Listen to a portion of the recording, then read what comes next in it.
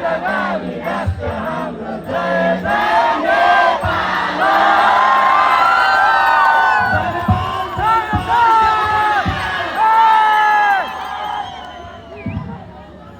आदरणीय उपस्थित आमा बुवा दाजुभाइ तथा दिदीबहिनीहरू र हाम्रो धन्यवाद सभामा धन्यवाद र्यालीमा प्रमुख उपस्थितिको रूपमा उपस्थित भइदिनु न माननीय